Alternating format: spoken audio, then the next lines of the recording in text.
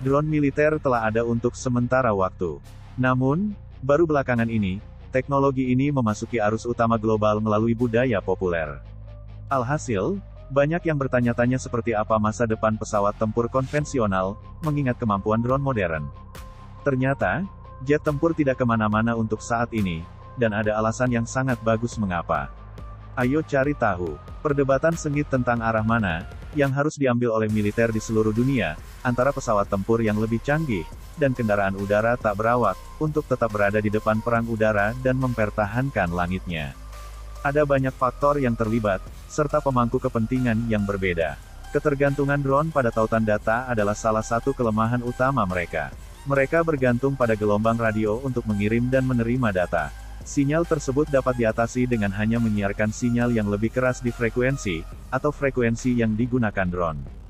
Ada sejumlah cara untuk menutupi sinyal ini, seperti frekuensi melompat, dan menggunakan beberapa frekuensi sekaligus, tetapi mengingat volume data yang perlu ditransfer untuk mengoperasikan drone, hanya sedikit yang dapat dilakukan untuk melindungi drone dari kemacetan.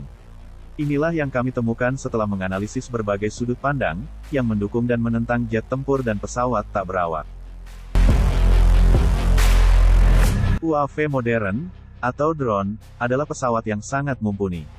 Namun, bahkan UAV atau UCAV paling modern pun memiliki keterbatasan. Menghilangkan kebutuhan pilot untuk mengoperasikan pesawat secara langsung, adalah pedang bermata dua. Di satu sisi, UAV sangat mengurangi risiko pilot dan operator, karena mereka jauh dari operasi tempur.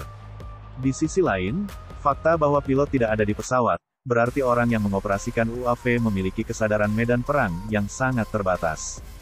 Jet tempur dengan pilot terlatih di belakang tongkat tidak mengalami masalah ini. Seorang pilot pesawat tempur rata-rata membawa lebih dari sekedar kemampuan tempur mereka. Pilot adalah pengamat terlatih, yang mampu menilai gambaran ruang pertempuran yang lebih besar, dan membuat keputusan yang tepat berdasarkan umpan balik kolektif di wilayah operasi mereka. Meskipun sensor optik modern mendorong batas dari apa yang mungkin. UAV lebih murah daripada jet tempur. Misalnya, satu drone Predator berharga antara 3 juta hingga 4 juta dolar AS, dibandingkan dengan sekitar 160 juta dolar Amerika untuk satu F-35A. Dengan pilot mengoperasikannya dari jarak jauh, UAV adalah pertahanan terhadap hilangnya nyawa mereka yang berharga. Ketika satu UAV jatuh, yang lain dapat dikirim untuk menggantikannya. Bandingkan dengan misi berisiko dan intensif sumber daya, untuk menyelamatkan pilot yang jatuh. UAV sangat baik untuk pengintaian. Sebagian besar jet tempur membutuhkan pengisian bahan bakar, untuk misi lebih dari 3 hingga 4 jam, sementara Predator, misalnya, dapat beroperasi lebih dari 30 jam. Selain itu, tidak ideal bagi pilot untuk terbang tanpa henti, lebih dari 10 jam dalam ruang yang sempit. Peralihan antara pilot UAV jarak jauh, dimungkinkan dan memberi mereka istirahat yang sangat dibutuhkan. Dirancang dengan benar, UAV dapat mengatasi salah satu keterbatasan yang dihadapi pilot jet tempur, yaitu G-forces. Ada UAV yang dapat berakselerasi hingga 20 G, kekuatan yang akan langsung membunuh pilot terbang.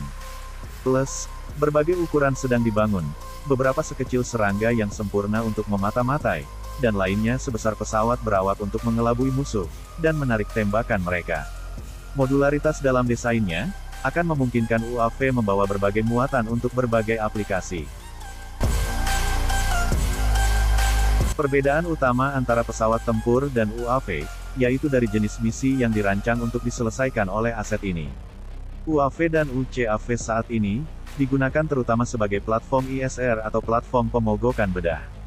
UAV besar mampu melakukan misi ISR komprehensif pada jarak di luar garis pandang, yang menjadikannya aset tak ternilai di area operasi tertentu. Dalam hal ini, UAV memiliki keunggulan dibandingkan pesawat tempur. Kedua aset udara memiliki peran tempur. Namun, sebagian besar UCAV terbatas pada peran CAS, atau aplikasi udara ke darat umum. Selain itu, UCAV agak terbatas dalam hal misi tempur, yang dapat mereka selesaikan dengan sukses. Contoh yang bagus adalah MQ-9 Reaper, salah satu UCAV paling produktif yang digunakan. Platform ini memiliki muatan 3.800 pon.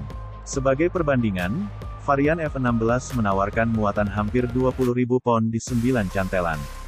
Dengan kata lain, Skuadron F-16 memiliki kemampuan untuk melibatkan lebih banyak target, menggunakan amunisi yang lebih berat.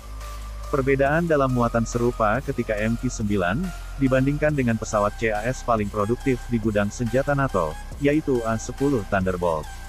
Warthog yang legendaris menawarkan hampir 17.000 pon muatan yang keras, di samping senjata utamanya yang terkenal.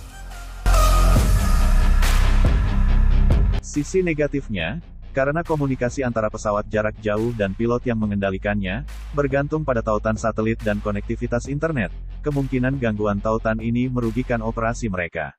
Jet tempur juga tidak dikecualikan dari ancaman ini di era peperangan elektronik.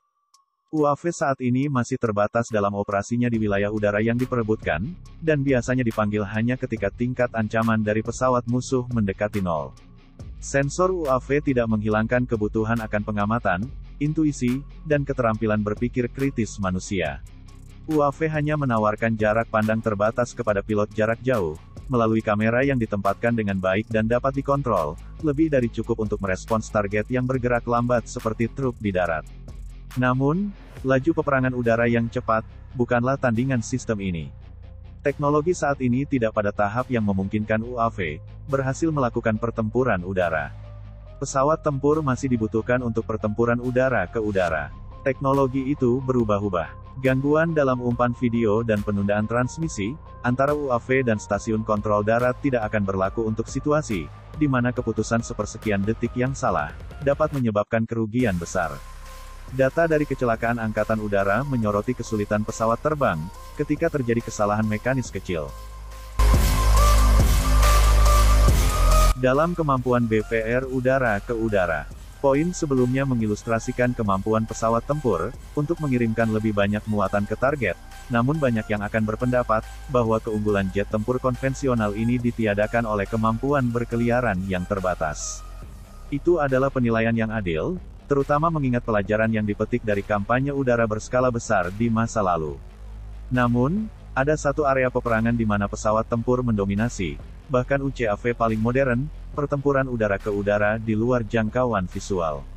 Drone modern dapat terlibat dalam pertempuran udara ke udara, tetapi dengan batasan yang sulit. Platform ini memiliki kemampuan radar yang terbatas, yang menjadikan peran udara ke udara mereka sekunder atau tersier. Sebagai perbandingan, pesawat tempur modern dirancang untuk melibatkan target jauh di luar jangkauan visual.